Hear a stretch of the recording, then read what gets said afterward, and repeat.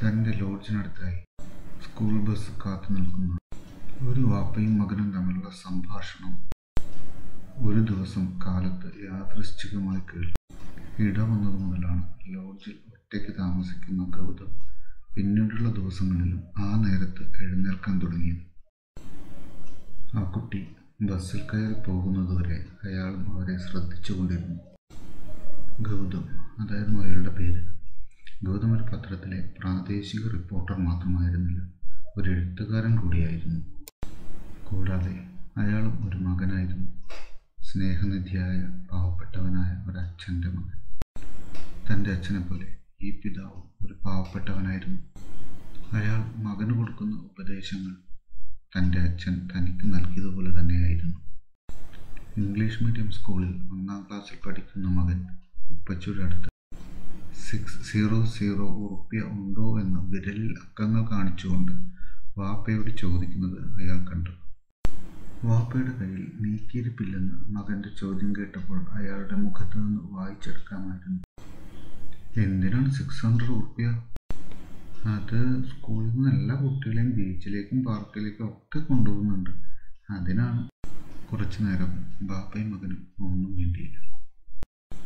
ബാപ്പ മകൻ്റെ തലയിൽ വിരലോടിച്ച് ദൂരേക്ക് നോക്കി നിന്നു.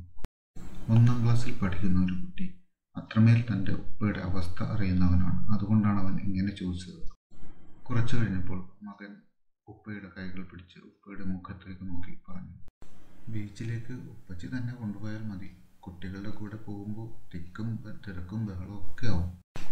അയാൾ മകനെ ഒന്നുകൂടി തന്നോട് ചേർത്ത് പിടിച്ചു. ഗൗതം അപ്പോൾ തൻ്റെ അച്ഛനെ കുറിച്ച് ആലോചിക്കുകയായിരുന്നു. ചെരുപ്പെടുക്കാൻ പോയാലും വസ്ത്രമെടുക്കാൻ പോയാലും താൻ നോക്കുക അതിൻ്റെ വിലയായിരിക്കും. തൻ്റെ അച്ഛന് താങ്ങാൻ പറ്റുന്ന വിലയിലുള്ള ഏത് മോഡലും കളറും തനിക്കൊരു പ്രശ്നമായിരുന്നില്ല. അച്ഛനും അറിയാമായിരുന്നു താൻ സാധനമല്ല നോക്കുക, അതിൻ്റെ വിലയാണെന്ന്. മകനെ ബസ് കയറ്റി അയച്ച ശേഷം ആ പിതാവ് നടന്നു പോകുന്നത് ഗൗതം കണ്ടു. അയാളുടെ മനസ്സിൽ മകന് 600 ഉറുപ്പ്യ തരപ്പെടുത്തി കൊടുക്കേണ്ട വ്യാകുലതയാണെന്ന് മുഖത്തു നിന്ന് വായിച്ചെടുക്കാമായിരുന്നു. ഗൗതം തൻ്റെ ഷർട്ടിൻ്റെ പോക്കറ്റിൽ നോക്കി. ഇപ്രാവശ്യം കൊടുക്കേണ്ട ലോഡ്ജിൻ്റെ വാടകയും കഴിഞ്ഞ് ഈ മാസം തള്ളി നീക്കേണ്ടുന്ന കുറച്ച് പൈസ മാത്രമേ ഉണ്ടായിരുന്നുള്ളൂ. അയാൾ റൂം പൂട്ടി പുറത്തേക്ക് ഇറങ്ങി. ഇന്നത്തേക്കുള്ള വാർത്ത റിപ്പോർട്ട് ചെയ്ത് മടങ്ങാൻ നേരം ഓഫീസിൽ നിന്ന് വിളി വന്നു. ഗൗതം, ഈ സൺഡേ കൊച്ചിയിൽ അരുന്ധതിയുടെ ഒരു പുസ്തക പ്രകാശനമുണ്ട്, അത് നിങ്ങളൊന്ന് കവർ ചെയ്യണം. അയ്യോ സർ, ഞാൻ തന്നെ പോണോ? ഗൗതം തന്നെ തിരിച്ചു ചോദിച്ചു. അതെന്താ ഗൗതം, നിങ്ങളൊരു എഴുത്തുകാരനല്ലേ? എന്നും ഒരു പ്രാദേശിക റിപ്പോർട്ടറായി തുച്ഛമായ വേതനത്തിൽ ജോലി ചെയ്താൽ മതിയോ? ആ, ഞാൻ വേണമെങ്കിൽ വേറെ ആളെ ഏൽപ്പിക്കാം. വേണ്ട സർ, ഞാൻ തന്നെ പോകാം. ഫോൺ വെച്ച ഗൗതത്തിൻ്റെ മുഖം തികഞ്ഞ ദൈന്യതയിൽ കാണപ്പെട്ടു. അരുന്ധതി, ആ പേരോർക്കാതെ അവളെ ഓർക്കാതെ ഒരു ദിവസം പോലും കടന്നു പോകുന്നില്ല. അയാൾ അന്നത്തേക്കുള്ള പാഴ്സലും വാങ്ങി റൂമിലേക്ക് നടന്നു. ഗൗതം, നിങ്ങളെപ്പോലൊരു ആളെ പരിചയപ്പെടാൻ കഴിഞ്ഞത് തന്നെ ഒരു ഭാഗ്യമാണ്. അരുന്ധതിയുടെ ശബ്ദം കാതുകളിൽ ഇപ്പോഴും മുഴങ്ങുന്നു. നിങ്ങളൊരു അതുല്യ പ്രതിഭയാണ്. അരുന്ധതി വളരുകയായിരുന്നു. പണം, പ്രശസ്തി, അങ്ങനെ പതിയെ വിളികൾ കുറഞ്ഞു വന്നു, കാണൽ കുറഞ്ഞു. ഒപ്പം നടക്കുന്ന പദയാത്രയിൽ കൗതുകങ്ങൾ നഷ്ടപ്പെട്ടപ്പോൾ ഒരിക്കൽ അവൾ പറഞ്ഞു, ഗൗതം, നിനക്ക് കഴിവുണ്ട്. നിനക്ക് ഈ കൊച്ചിയിൽ നിന്ന് പോയാൽ വളരാൻ കഴിയും. എനിക്ക് പക്ഷേ ഇവിടെ തന്നെ നിൽക്കുകയും വേണം. കൊച്ചിയിലെ തൻ്റെ റൂമിൽ ഒരു സിഗരറ്റും കത്തിച്ചു വലിച്ച് ആ പുകച്ചുരുളുകൾ ഊതി വിടുമ്പോഴാണ് അവൾ പറഞ്ഞു തുടങ്ങിയത്. ഇവിടെ ഒരുമിച്ച് നിൽക്കുമ്പോൾ 2 പേർക്കും വളരാൻ കഴിയില്ല. അവൾ സിഗരറ്റ് കുറ്റി ദൂരേക്ക് എറിയുമ്പോൾ പറഞ്ഞു. അവൾക്ക് കരിയറിൽ കയറ്റം കിട്ടാൻ തുടങ്ങിയിരുന്നു, എഴുത്തുകൾ പ്രസിദ്ധീകരിക്കപ്പെടാനും. അപ്പോഴാണ് താൻ അവൾക്കൊരു ബാധ്യതയായി തുടങ്ങിയത്. 2 വർഷം കഴിഞ്ഞു അവിടെ നിന്ന് പോന്നിട്ട്. യാത്ര അയക്കാൻ നേരം അവളൊരു ഉമ്മ തന്നു. അത്രമാത്രം നാടകീയത ആ ചുംബനത്തിലുണ്ടായിരുന്നു. തന്നെ പറഞ്ഞു വിടാനുള്ള വ്യഗ്രത അവളുടെ ചുണ്ടുകൾക്ക് പോലും ഉള്ളത് തിരിച്ചറിഞ്ഞ നിമിഷമായിരുന്നു അത്. ഗൗതം റൂമിന് മുന്നിലെത്തി. അയാൾ പാഴ്സൽ അങ്ങനെ ടേബിളിൽ വെച്ച് കട്ടയിൽ പതിയെ കണ്ണടച്ചു കിടന്നു. അവൾ ഒഴിവാക്കുകയാണെന്നറിഞ്ഞിട്ട് യാത്ര പറയാൻ നേരം കണ്ണുകൾ നിറഞ്ഞു. പിരിഞ്ഞു പോകുന്ന അവൾ ഒരിക്കലും തിരിഞ്ഞു നോക്കിയില്ല. തിരിഞ്ഞു നോക്കുമെന്ന് പ്രതീക്ഷിച്ചെങ്കിലും അത് വെറുതെ ആയിരുന്നു. അച്ഛൻ്റെ ശവദാഹം കഴിഞ്ഞ് വീട്ടിൽ നിന്ന് മടങ്ങുമ്പോൾ ഉണ്ടായ അതേ ഹൃദയഭാരം വർഷങ്ങൾക്ക് ശേഷം അന്നാണ് വീണ്ടും അനുഭവിച്ചത്. ആടിത്തളർന്ന ചിലമ്പിൽ നിന്നും മുത്ത് അടർന്നു പോകുന്ന അതേ ശൂന്യത. ഗൗതം അങ്ങനെ കിടന്നുറങ്ങി. പിറ്റേന്ന് അയാൾ തപ്പിപ്പിടിഞ്ഞെഴുന്നേറ്റു, ആ വാപ്പയെയും മകനെയും കാണാൻ. ഗൗതം എണീറ്റ് ചെല്ലുമ്പോഴേക്കും അയാൾ മകനെ ബസ് കയറ്റി പോകാൻ തുടങ്ങിയിരുന്നു. ഗൗതം അയാളെ നോക്കി ചിരിച്ചു. പേരും ജോലിയുമൊക്കെ പരസ്പരം ചോദിച്ച് കുറച്ചു നേരം സംസാരിച്ചു നിന്നു. അബു എന്നാണ് അയാളുടെ പേര്. മകന്റെ പേര് അമീൻ. 2 ദിവസം കഴിഞ്ഞപ്പോഴേക്കും അബുവും ഗൗതവും നല്ല സൗഹൃദത്തിലായി. കൊച്ചിയിലേക്ക് പോകുന്നതിൻ്റെ തലേ ദിവസം വൈകുന്നേരം അബുവിനെ അവിടെ കണ്ടപ്പോൾ ഗൗതം അടുത്തേക്ക് ചെന്നു. മോൻ ടൂർ പോയി, ബസ് ഇവിടെ വരും, അവനെ കാത്ത് നിൽക്കുകയാണ്, അബു പറഞ്ഞു. നമുക്കോ അതിനുള്ള അവസരമൊന്നും ഉണ്ടായിട്ടില്ല, മക്കളെങ്കിലും അതൊക്കെ അനുഭവിക്കട്ടെ. ഗൗതം ശരിയെന്ന് തലയാട്ടി. എന്താ മുഖത്തൊരു ടെൻഷൻ? സിഗരറ്റ് ആഞ്ഞു വലിച്ച് ഒരു പരവേശത്തോടെ നിന്നിരുന്ന ഗൗതമിനോട് അബു ചോദിച്ചു. ഒന്നുമില്ല, ഗൗതം പറഞ്ഞു. ആട്ടി ഓടിക്കപ്പെട്ട ആളുടെ അടുത്തേക്ക് നാളെ പോകേണ്ട നിവൃത്തികേടുണ്ടായിരിക്കുന്നു. 3 വർഷത്തെ പ്രണയം മാത്രമല്ല, ഒരുമിച്ച് ജീവിച്ചതായിരുന്നു. പണവും സ്ഥാനവും കൂടിയപ്പോൾ അകന്നു, ഞാനും ഒഴിഞ്ഞു പോന്നു. ഇപ്പോൾ വീണ്ടും അവളെ കാണേണ്ടി വരുന്നു. നിങ്ങൾ പിന്നെ ഒരു കോണ്ടാക്റ്റും ഉണ്ടായിരുന്നില്ലേ? അബു ചോദിച്ചു. ഇല്ല. ഗൗതം സിഗരറ്റ് ദൂരേക്ക് എറിഞ്ഞു. സ്വാതന്ത്ര്യത്തെക്കാൾ വലുതല്ല പ്രണയം, അബു ആരോടെന്നില്ലാതെ പറഞ്ഞു. അവളുടെ ജീവിതവും ഉയർച്ചയും അവൾ നോക്കി. നിങ്ങളെ പ്രണയിക്കാനും ഉപേക്ഷിക്കാനും അവൾക്ക് സ്വാതന്ത്ര്യമുണ്ട്. എല്ലാം പ്രണയമെന്നൊക്കെ വെറുതെ പറയുന്നതാണ്. അബു ബസ് വരുന്നുണ്ടോ എന്ന് നോക്കിക്കൊണ്ട് പറഞ്ഞു. പ്രണയം മരിക്കുന്നില്ലെന്ന് പറയുന്നത് ഒരാളോടുള്ള പ്രണയമല്ല, ഓരോരുത്തരുടെയും മനസ്സിലുള്ള പ്രണയമാണ്. അതൊരിക്കലും മരിക്കില്ല. പ്രണയിക്കുന്ന വ്യക്തികൾ മാറുമെങ്കിലും നമ്മുടെ പ്രണയത്തിൻ്റെ ആഴവും വ്യാപ്തിയും അതെന്നും ഒരുപോലെ ആയിരിക്കും. പ്രണയിക്കുന്ന വ്യക്തികൾ മാറിയാലും കിട്ടുന്ന അനുഭൂതി ഒന്നു തന്നെയായിരിക്കും, അബു പറഞ്ഞുകൊണ്ടേയിരുന്നു. ഗൗതം ആശ്ചര്യത്തോടെ കേട്ടിരുന്നു ആ പുതിയ അറിവുകൾ. അപ്പോഴേക്കും അബുവിൻ്റെ മകൻ്റെ ബസ് വന്നു. അബു മകനെ കെട്ടിപ്പിടിച്ചു. മകൻ്റെ ഒരാഗ്രഹം സാധിച്ചു കൊടുത്ത ചാരിതാർത്ഥ്യം അയാളുടെ മുഖത്ത്. മോനും സന്തോഷത്തിലായിരുന്നു. ഞാൻ പോട്ടെ, അബു ഗൗതമനോട് യാത്ര ചോദിച്ചു. ഒന്നുകിൽ അവർക്ക് വേറെ ഇഷ്ടമുണ്ടാകാം, ഇല്ലാതിരിക്കാം. പക്ഷേ നിങ്ങളോടുള്ള ഇഷ്ടം അതുകൊണ്ട് ഇല്ലാതാകില്ല. ആത്മവിശ്വാസത്തോടെ പോകൂ, അബു യാത്ര പറഞ്ഞു പോയി. ഗൗതം പിറ്റേന്ന് കാലത്ത് തന്നെ കൊച്ചിയിലേക്ക് യാത്ര തിരിച്ചു. അയാളുടെ കയ്യിൽ അധികം നീക്കിയിരിപ്പൊന്നും ഉണ്ടായിരുന്നില്ല.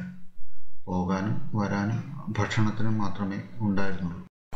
പോയില്ലെങ്കിൽ ജോലിയെ ബാധിക്കും എന്നുള്ളത് കൊണ്ട് മാത്രമാണ് അയാൾ പോകാൻ തീരുമാനിച്ചത്.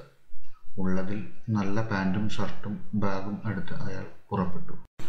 ഹാളിലേക്ക് കയറാൻ രജിസ്ട്രേഷൻ ഫീസ് വേണമായിരുന്നു. അത് അയാളുടെ ഭക്ഷണത്തിന് വെച്ച പൈസയിൽ നിന്നും പോയി. ഗംഭീര സദസ്സായിരുന്നു. മുൻനിര സാഹിത്യകാരന്മാർക്ക് ഇടയിൽ അവളെയും കണ്ടു. ശരിക്കും വലിയൊരു എഴുത്തുകാരിയായിരിക്കുന്നു. ഇപ്പോഴവളെ കാണുമ്പോൾ ഒരു കണ്ണട അധികമുണ്ട്. മറ്റു മാറ്റങ്ങളൊന്നുമില്ല. ഗൗതം 1-2 ഫോട്ടോസ് ക്യാമറയിലെടുത്തു. അപ്പോഴാണ് അരുന്ധതി ഗൗതമിനെ കണ്ടത്. ഗൗതം തൻ്റെ എല്ലാ കഷ്ടപ്പാടുകളും ദുരിതങ്ങളും അടങ്ങിയ ഒരു ചിരി ചിരിച്ചു. അവളും ഒന്ന് ചിരിച്ചു. ഒരു എഴുത്തുകാരി ഒരു മാധ്യമ പ്രവർത്തകന് കൊടുക്കുന്ന ഒരു ഒഫീഷ്യൽ ചിരി. താൻ നെഞ്ചിൽ കൊണ്ടു നടക്കുന്നവളുടെ മുന്നിൽ തികച്ചും അന്യനെ പോലെ നിൽക്കുമ്പോൾ അയാളുടെ മുഖത്ത് അതൊന്നുകൂടി ദൈന്യത വരുത്തി. പുസ്തക പ്രകാശനം കഴിഞ്ഞപ്പോൾ ആളുകളുടെ തിരക്കായിരുന്നു. പുസ്തകം വാങ്ങാനും അവളുടെ കയ്യൊപ്പ് വാങ്ങാനും. അതിനിടയിൽ അവളുടെ കണ്ണുകൾ തന്നെ തിരയുന്നത് ഗൗതം കണ്ടിരുന്നു. ഭക്ഷണം കഴിക്കാനുള്ള പൈസ ഹാളിലേക്ക് കയറാൻ കൊടുത്തതുകൊണ്ട് ഗൗതം ഭക്ഷണം കഴിക്കാൻ പോയില്ല. അവളുടെ പുസ്തകം ഒന്ന് വാങ്ങാനും അയാൾക്ക് കഴിഞ്ഞില്ല. ഗൗതം ഹാളിൽ തന്നെ ഒരു കസേരയിൽ ഇരുന്നു. അയാൾക്ക് ചെറിയൊരു തലവേദന ഉണ്ടായിരുന്നു. തരക്കേടില്ലാത്ത വിശപ്പ്. ഭക്ഷണം കഴിച്ചവർ സദസ്സിലേക്ക് വന്നു തുടങ്ങി. ഓരോ പരിപാടികളൊക്കെയായി സമയം കടന്നുപോയി. പരിപാടി വീണ്ടും തുടങ്ങിയപ്പോൾ അരുന്ധതി പുസ്തകത്തിൽ ഒപ്പിട്ട് കൊടുക്കുന്ന തിരക്കിലായിരുന്നു. പെട്ടെന്നാണ് അത് സംഭവിച്ചത്. സദസ്സിന്റെ പിൻനിരയിൽ ഇരുന്നിരുന്ന ഗൗതമും കസേരയും പിന്നിലേക്ക് മറിഞ്ഞു. സദസ്സിൽ ഇരുന്നിരുന്ന ആളുകൾ അയാൾക്ക് ചുറ്റും കൂടി. വെള്ളം തളിച്ചും കുടിക്കാൻ കൊടുത്തിട്ടും അയാൾ കണ്ണു തുറന്നില്ല. വന്നു കൂടിയവരിൽ അരുന്ധതിയും ഉണ്ടായിരുന്നു. ഗൗതമനെയും കൊണ്ട് ഹോസ്പിറ്റലിലേക്ക് പോയ വാഹനത്തിൽ അരുന്ധതിയും കയറി. ഹോസ്പിറ്റലിൽ ഗൗതമൻ ട്രിപ്പിട്ടു. കുറച്ചു കഴിഞ്ഞപ്പോൾ അയാൾക്ക് ബോധം. വെള്ളം ചോദിച്ചപ്പോൾ അരുന്ധതി അയാൾക്ക് വെള്ളം കൊടുത്തു. ഭക്ഷണവും വെള്ളവും ഒക്കെ കഴിച്ചപ്പോൾ ഗൗതം പഴയപടിയായി. അരുന്ധതി ഒരു പുസ്തകവും വായിച്ച് അടുത്തുള്ള സ്റ്റൂളിൽ ഇരുന്നിരുന്നു. ഗൗതം അവളുടെ കയ്യിൽ തൊട്ടു. അരുന്ധതിക്കൊരു ബുദ്ധിമുട്ടുണ്ടാക്കിയതിന് സോറി.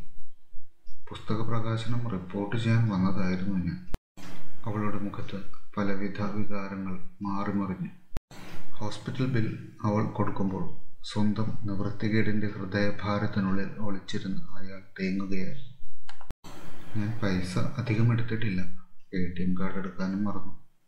ഞാൻ അരുന്ധതിയുടെ അക്കൗണ്ടിലിട്ട് തരാം. അവൾ അവനെ ഒന്ന് തറപ്പിച്ചു നോക്കി.